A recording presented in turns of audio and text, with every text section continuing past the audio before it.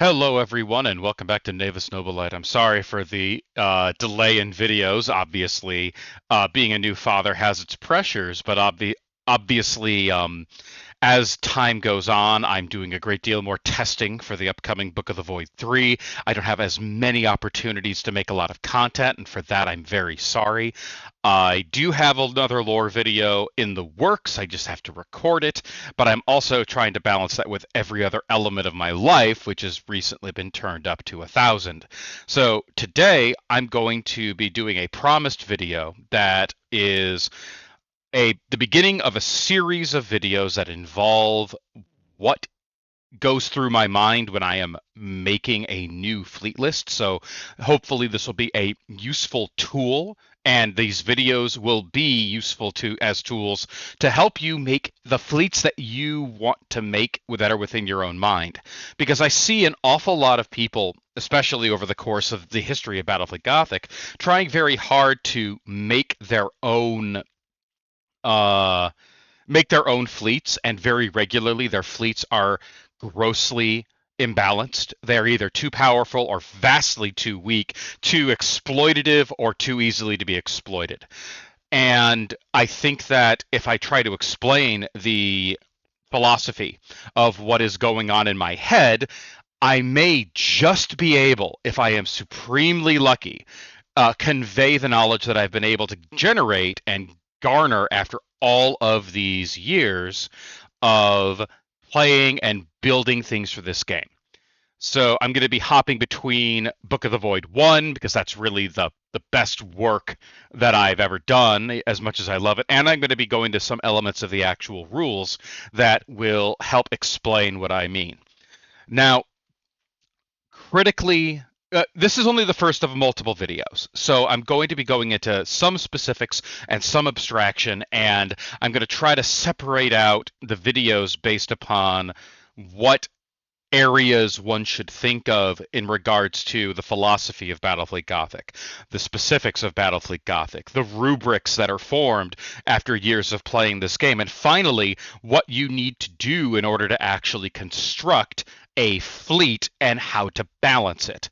And I'm going to start with the abstract element of the game. And there's a very important comment in the very earliest pages of Battlefleet Gothic, and I'm going to try and find it here in the rule book.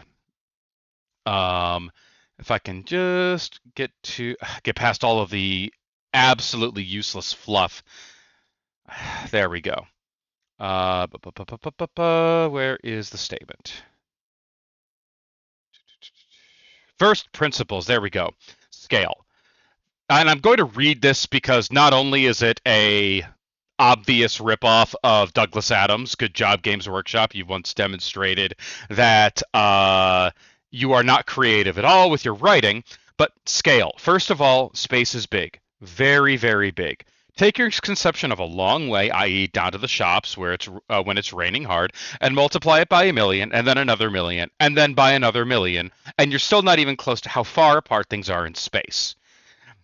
So this is, of course, the reference from Hitchhiker's Guide to the Galaxy, that space is big, really big. You just won't believe how vastly, hugely, mind-bogglingly big it is. You think it's a long way down the street to the chemist, but that's just peanuts to space. Listen.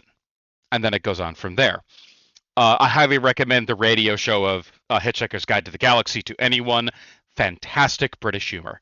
But what this entire page of first principles, which most people don't read, is that Battlefleet Gothic, unlike Warhammer 40K, is a game of abstraction. Okay? When we talk about your ships and we talk about your bases, they are not representative of what's actually there. Remember, your ship is a tiny, indecipherable dot on the very top of that stem. It is not that ship as you see it. That is an abstraction. It is representative of that ship. The area around that is not the shield. The area around it is the massive zone of space that can actually affect the ship for things like stellar phenomena, explosions, ordnance, things like that. These the game is very much not a top-down isometric real-time strategy game like Warcraft is, StarCraft is for 40K, which StarCraft has far less abstraction. You very much are on the top-down view, watching your men run around. In this case, you are a commander sitting on his command throne, sipping a fine glass of something probably mentally altering, watching the digitized display of the battle as it unfolds. Each individual shooting phase can take hours of quote unquote real time.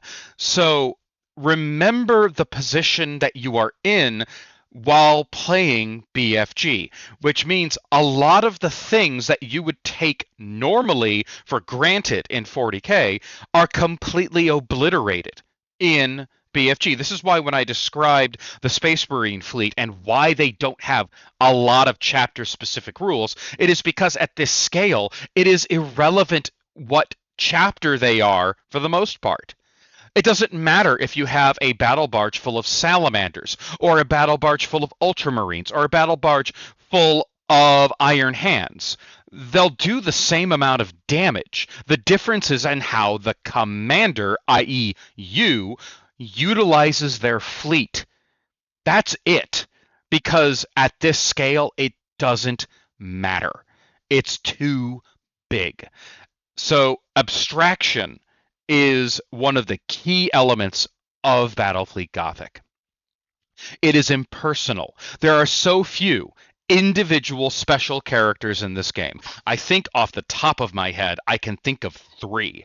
Maybe, no, there's 4, because you have Abaddon, you have Uriel, you have the Battlefleet Baka commander, and you have, I think there's a special Tau commander. I think they have him still in the game.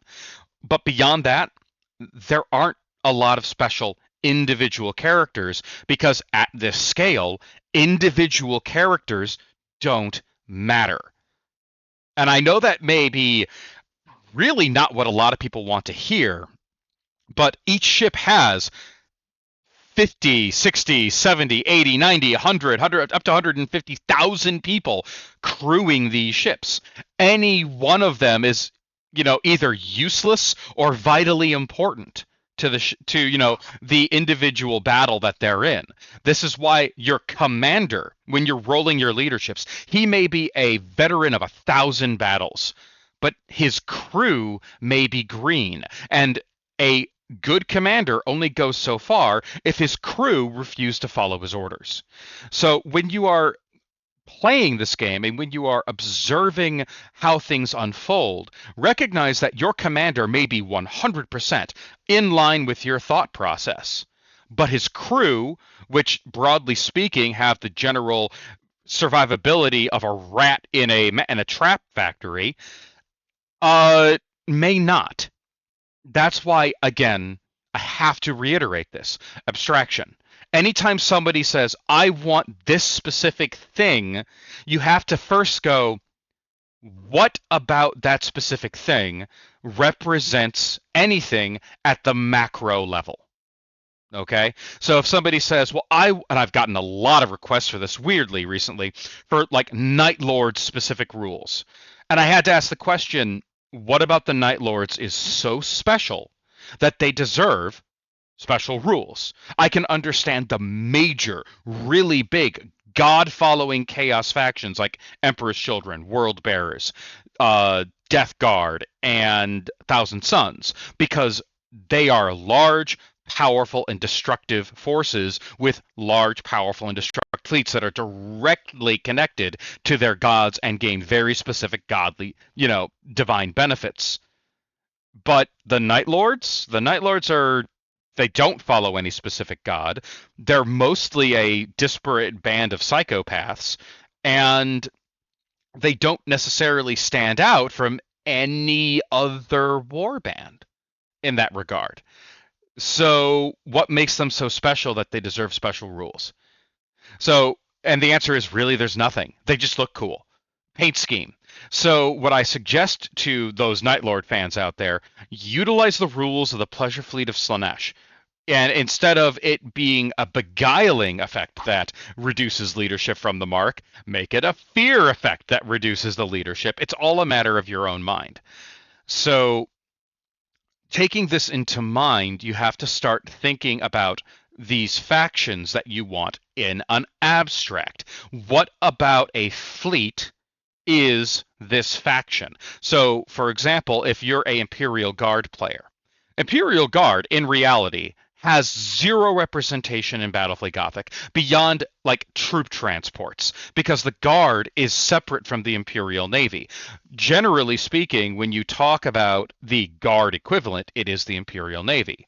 Well, what makes the Imperial Navy? We don't really have beyond, I think, one model in the Imperial Guard army that represents anything involving the Imperial Navy. And we have, of course, orbital strikes and things like that. But what represents them? Well, nothing in 40K, so GW had to basically make stuff up. And what did they do? They created a representative faction that represents mortal humans, hence why they're associated with the Imperial Guard, and give them things in accordance with the lore. Now, if you read into the lore, especially the deeper lore of the Imperial Navy, you'll find that the Imperial Navy is a very important faction. It is a counterbalance to the Space Marines and all of the other major militarized factions. They're basically there to assure that there isn't another Horus Heresy, because Space Marines, broadly speaking, are not permitted ships of war. The strike cruiser is a troop transport and planetary assault vessel. It is only because the Space Marines are so good at their job that they can repurpose them for space combat. If that was, yeah, if you have to look at the strike cruiser and realize if mortals were piloting it, it would be useless as a combat vessel. It is only because of the Space Marines that they are anything but troop transports. Okay? These are things to bear in mind. So when I go into creating a new fleet and a new faction for Battlefleet Gothic, I have to think about the fleet in abstract, right? Just as one has to view a faction in abstract when you're building a 40K army. So I will use the Adeptus Sororitas as an example when I was building this fleet. What are the Sisters of Battle in abstract? Okay, and think about that. What are they in abstract? Well, they're akin and similar to Space Marines. They all utilize equipment, weapons, technology, and tactics very similar to Space Marines. They use rhinos as their main vehicle, and all of their combat vehicles are based off of the rhino. Excuse me. They all have power armor. They all have better ballistic skill. They have better strength. Really, what they don't have is the toughness of a Space Marine. So and they also have this focus on fire, bolters, and melta. Okay? So you have those three major focuses. And that's big to their fluff. So what do you do? Okay, well, let's make a fleet that is similar to Space Marines, but not entirely, because the Adeptus Sororitas have very unique fluff that actually gives them more stuff than the Space Marines, but they're not as tough. And, which makes sense, because the Space Marines are effectively given everything they could ever want simply on the basis of they're necessary. Now, the Adeptus Sororitas are different. They function out of the Ministorum. They are a very wealthy faction. They can buy their stuff. They get a ton of money just from the Imperial Tithe and all of these other elements that go into the Ministorum. Now, there is also, if you look at the Adeptus Sororitas codexes, they mention that there are Fraterus Templar battleships. That's right, the Fraterus Templar are not gone, and they didn't completely disarm, which makes sense when you think about it. It's a little hard to convince somebody who is in command of a battleship to disarm themselves. I mean, it's literally a come and take it.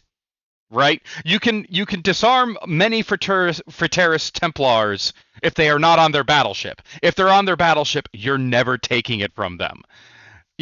So these are things to bear in mind as you are designing a fleet. So you go into the source material and you look at the abstract. So when I was designing the Adeptus Sororitas fleet rules, I was remembering things like, well, they have ready access to things like saints. They have Saint Celestine, and there's more than one saint, and they very regularly are Sisters of Battle. So I applied that to the Adeptus Sororitas fleet.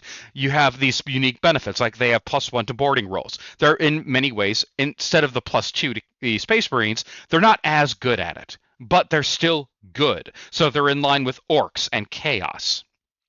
They get the +1 to hit and run attacks, including assault boats launched from Sororitas vessels. They are good at the hit and run attack just because they have a lot of very good, fast moving, powered armored soldiers. Now, again, remember the idea of Melta, Bolter, Flamer. There are Melta torpedoes in this game. Okay? Now, they're very powerful, they're very dangerous, but that's a really good way to give them a really unique feel. Because not a lot of people use Melta torpedoes because people don't even realize that they're there, and they kind of look at but I only get one shot with them. Is that really worth it? Well, if you have a series of ships that have torpedo launchers and a bunch of them, and it comes as part of the cost of the ship, you don't have to spend extra points for Meltas. It suddenly becomes a very cool gimmick that makes the fleet interesting, and it applies to that abstract, the abstract of Flamer, of Melta specifically, of their Holy Trinity. The next one. If a critical hit is caused by this vessel during a boarding action, you may choose to automatically inflict a fire. There's your flamer. There's the fire element of that Holy Trinity. Now, a hit and run attack or boarding causes a fire. If either hit and run or boarding causes a fire, the enemy ship suffers -1 LD until the fire is repaired. So suddenly, fire in this game is more dangerous when it's caused by Adeptus Sororitas. So it's now, as opposed to being simply something dangerous, right?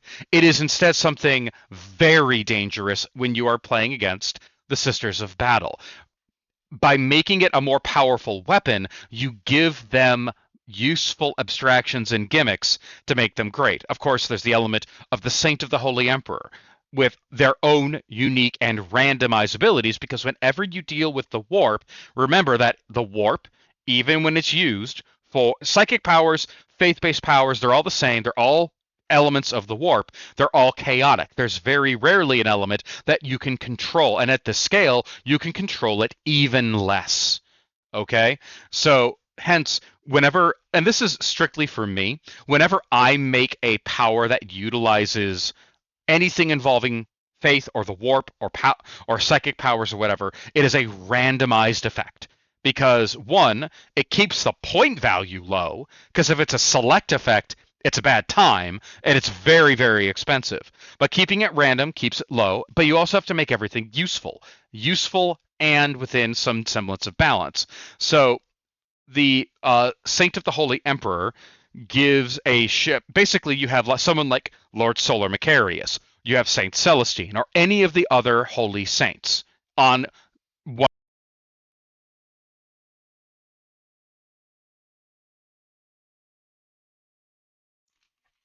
My my apologies, everyone. My headset died on me. Give me 1 second while I plug it back in, because I'm not going to stop and re-record this. Okay, now that it's plugged in. But as you can see, all of these are very useful, but it does not necessarily mean that they are useful all the time. And that's another thing that you should remember. In Battlefleet Gothic, not everything is always useful all the time. If it makes some sense. At this scale, everything is abstract, and everything is not necessarily useful, but it can be to a talented and daring commander. So, as we move on, the abstractions of these things form into specific rules, and then they can form into specific ships. Okay, so when you are building your fleet, you always want to have something that is iconic to the fleet, if that makes any sense. So something that is instantly identifiable as definitively that fleet. So for the Imperial Navy, it's the Emperor or the Retribution battleship. For Chaos, it's the Despoiler battleship, right? It's something that you go and say, that's from that fleet, no mistakes whatsoever. And when you build something like the Carmina Indomitus, or any kind of character vessel, a unique vessel, it is okay to take what would be normally uh, take something and make it a little overpowered. You can amp up the power because it is a unique and venerable vessel, right? And as you can see, what the Carmina really kind of is a super Oberon, if that makes any sense. Which Oh yeah, it's kind of what happens when you take an Oberon and a battle barge and mash them together violently. Notice how the uh, the Carmina has no bombers. It has assault boats and fighters. That's it. So there is no opportunity to do bombing runs. They want to get in and they want to punch things, making it very akin to Space Marines. They don't get bombers unless you have Thunderhawk Annihilators. So I'll get into more detail about creation of character vessels at another time. But one thing that I do want to point out as we go down, all of the turret values of all of the Sisters of Battle ships, okay, are higher than their normal contemporaries. So like all of your Grand Cruisers have turret 4. The Battleship has turrets 5. We go down to the Chalice, turrets 3. This is where you bring in the bolter element of the Trinity. Okay? This is so, and a lot of people are going, but what about weapons batteries? You don't want something necessarily to always be about beating people up in this sense. You want something, broadly speaking, you want to balance it out with other elements. So you already have a lot of good reason to shoot your torpedoes at things, right? With your uh, with melted torpedoes, there's your offense, and then you have the benefit of the fire and the fire attacks. That's your hit and run, and in your defense, there's the other third of the Trinity with a superior number of turrets on virtually every form of strike cruiser. You know, you have the standard strike cruiser has 3. The tiny strike cruiser has 2. And there you have the broadly speaking, the abstract being coming in and forming into rules itself. Remember that you should be focusing principally on the feel and the soul of the fleet when you are building it. So this is going to be one of our greatest challenges when we go into making the Votan fleet for Book of the Void 4, because the Votan don't have much of that soul yet. We don't really have enough information about them, which is kind of sad, but we have to do something. Otherwise, who knows what will happen. So we're going to have to do a whole lot of reading to try and figure out what's going on. Now, bringing the elements of the abstract into a fleet list, we know who commands and rules the Adeptus Sororitas because they have in their codex a complete chart describing their whole structure, their entire command structure, all the way up to the highest form of canoness and the highest ranked leaders of the sororitas. And broadly speaking, a fleet commander does not always correspond to the highest rank. So you have to speak, when you're making your list, think about who's actually in charge of a fleet, not necessarily the entirety of all of the fleets. Very rarely, even in 40K, do we have the case where a leader of the entire faction or leader of the entire naval element of a faction actually present at any given battle. These are people who are very smart, very, very important, and are, broadly speaking, kept in the rear so they could do the most good with their tactical sense. Hence, you're not going to have like the highest of high canonesses, though you will have living saints, because living saints, broadly speaking, are insane and lead from the front. So, hence, a canoness is acceptable as a commander for a fleet in this particular regard. And then, of course, you have your secondary commanders like the Living Saint or the Dialogus Ministry. And then you move, of course, into the abstract element of the actual ships. Now, for the Sisters of Battle, there's this very heavy religious theme to them, and which is one of the reasons why I love the Sisters of Battle, because they are literally nuns with guns. So when I started creating the different classes of ship, instead of having battleship, cruiser, escort, why not have something a little more interesting that gives them a little more flavor? The elements of the cathedral vessels. These are huge cathedral vessels that are, mostly literally floating churches with guns on them, as opposed to combat vessels.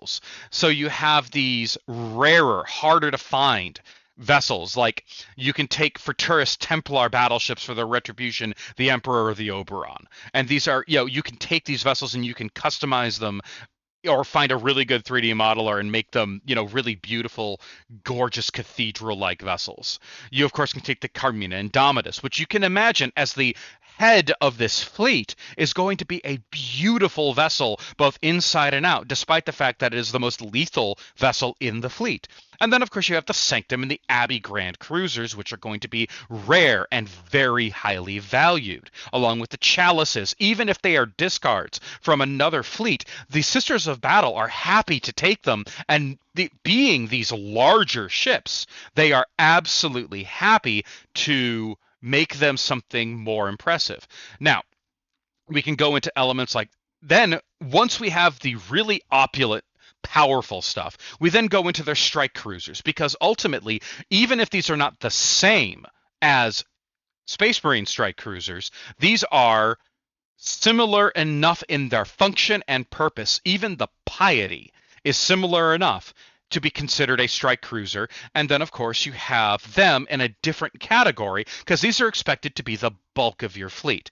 But there is no really functional difference between calling the cathedral vessels battleships, grand cruisers, and battle cruisers. But it gives it a feel, a theme, an opulence that you want to have, because when players read this, they're going to see cathedral vessel. They're going to see the rarity of them, and they're going to be like, this is amazing. These are the things I'm going to focus my, all of my heart and attention on, because they're awesome. And then, and of course, because it is part of that abstraction and part of what makes the Sisters of Battle unique, it gives them a way to separate themselves from the other Imperial factions. And similarly, when we go into commissioned escorts, okay, now what I selected for these is the Sword, the Firestorm, and the Falchion, because I don't think, and this is a personal choice, they would want something that is not really considered to be a vessel that is lacking in firepower. I did make a mistake. This is an updated version, by the way, of the document. There's going to be about 1 or 2 more updates, and then we're going to probably pause on updates for Book of the Void 1. A lot of new cool stuff is coming. I hope you're all excited to see it. But the Sisters of Battle would not want, at least in the way that I understand them, the Cobra, despite it being cheaper. But they would prefer something that had more firepower, something that was an actual standalone warship. Thus, why they take the Falchion instead of the Cobra, despite the fact that the Cobra is inevitably going to be cheaper for whatever amount of money they would need to spend in order to gain access to it. But there's another element to this.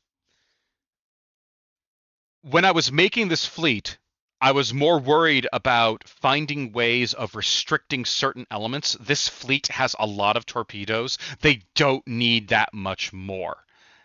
And also it helps reduce the confusion because of melta torpedoes, because these ships, the Falchions and would-be Cobras, don't have melta torpedoes. They're just commissioned escorts. They're not proper Sisters of Battleships, and do not gain the benefit of Adeptus Sororitas rules.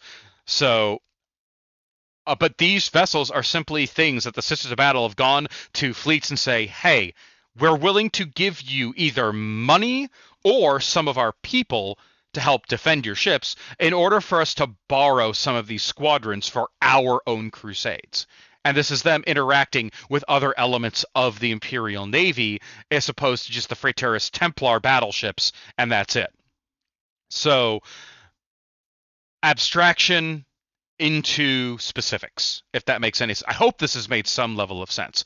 So, to wrap up this video, when you're making a fleet, all right, and you're trying to define it in your mind, you have to think about that faction and how that faction would affect the world at the scales of BFG. Now, one of the oldest fan-made fleets out there was actually a Star Wars rule set for Battlefleet Gothic, which is interesting because a Star Destroyer, which is one of the most iconic vessels in all of Star Wars, is the size of a Cobra. It is the size of an iconoclast. It is so tiny that it is almost insignificant in this setting.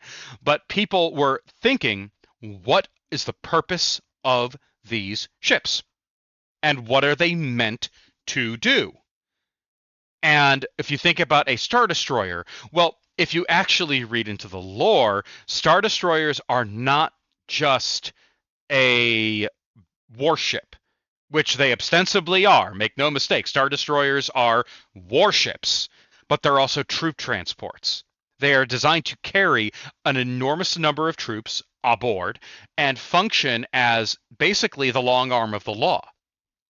But they can also be very effective at bombarding planets. If you read any of the extended lore, they bombard planets with Star Destroyers very efficiently. Star Destroyers are nasty, nasty things, which is a bit of a shame because they're so easily destroyed in every single video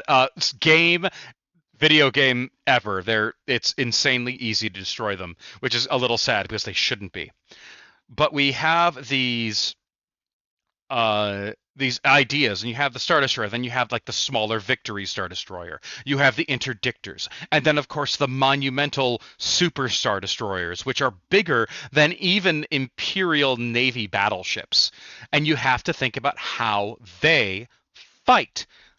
Well, that's a really hard question because if you actually look at the canon source materials, namely the movies, we never actually really see them fight very much. Think about it. Think back to A New Hope. What do you see? A Star Destroyer chasing down a Carillion corvette, and occasionally a few like green laser blasts. You don't see that much. If you go further into Return of the Jedi, the next time you actually see a battle, you don't actually see them fighting. You see them floating in space. But really, the only fighting you see is from the fighter's perspective. You see like one Star Destroyer explode. You never see the Super Star Destroyer actually shoot anything. You never see the Mon Calamari cruisers shoot anything. It's always just a zap, a bang, something, movement, and that's it. So we really don't actually know how these things are meant to fight. And you have the video games, which some of them make absolutely no sense. Because I remember in my TIE Fighter days, they gave these Star Destroyers these gigantic swiveling turrets. I'm like, that wasn't in the movie. That doesn't make any sense. So, regrettably, we don't have a lot of information. So you have to go into the abstract elements of the books in order to convert that into BFG. And they did a pretty good job. But that's a really good example of how to take an abstract and turn it into something that works for BFG. Another idea that I've seen, actually a much better series for Battlefleet Gothic, is not actually Star Wars, but it's Battlestar Galactica, the 2003 to I think 2006 show. The battles in Battlestar Galactica are actually far easier to convert into Battlefleet Gothic because you have defined weapons batteries that are shooting. You have that shoot at enemy ships, real cannons that actually shoot and hurt things. You of course have nuclear missiles that fly off and don't seem to do a whole lot when you think about it. They don't actually do a lot. And you have a lot of weapons and very impressive effects. You have the flak guns for anti-fighter and anti-nuke and all that kind of stuff. And that's far easier because we already have rules for batteries. We have rules for things like missiles and torpedoes and large-scale explosions. We have all of those rules already set. Another great show, Babylon 5. If you've played Eldar, you know that there is a definitive similarity between the Eldar and the Minbari. They look similar. They have fins and giant laser beams that cut through things as if they were butter. And I regularly, at least back in the day when Babylon 5 was more relevant, I compared a lot of these races to Babylon 5 in order to get people interested. Because what's really the difference between the Necrons and the Shadows? Not a lot. But killing just one of them is a huge victory, even if you're walking away with a fleet in rags and tatters. So think about that. Look at the context of what you're trying to build. Look at the source material and see what it is. And then utilizing the rubrics that are within Battlefleet Gothic, you can form a reasonably, but not accurate. You're never going to get a perfectly accurate thing in BFG. You will get a reasonably accurate representation of what you want. Now, in the next video, we're going to talk about certain rubrics that help frame the rules-making process for any given fleet, which is going to be probably a lot longer. This video is already almost 40 minutes long, but that video is going to probably be a lot more detailed because I'm going into a lot more specifics about why, where, and how, and why not to do certain things in order to preserve the system that BFG has created. Because in reality, BFG can almost fit any other sci-fi setting into its frame because it's a very flexible system and it's a very nuanced system. But one thing it is not, it's not a simple system. You have to spend time learning the game and understanding the mountain of rules. I mean, look at how many pages are in the standard rulebook remastered. We're looking at what? 204 pages. That's not much for the core rules. And then you look at the fleet rules, which is over, like, what, 500 pages? Hold on. I can actually figure that out. Give me 1 second. Official fleets. Yeah, 508 pages. So this is the thing that you have to realize. BFG is a very complex game. It's a very nuanced game. And because of that beauty of complexity and nuance, you can do a great deal in it. And this is part of why Games Workshop has been making things worse by removing the complexity of the nuance. You remove your complexity and the nuance, you can add fewer things to your game. So, beyond all that, thank you all so much for watching this video. I'm going to go off and actually play some Battlefleet Gothic in person. So leave a comment down below if you have any ideas or you have your own rubrics. I will be mentioning, by the way, the Smotherman formula in the next video. But regardless, I thank you all so much for watching. Thank you all so much for your support. And thank you all for your kind wishes for me and my family. Have a wonderful weekend. Have a great day. Bye-bye.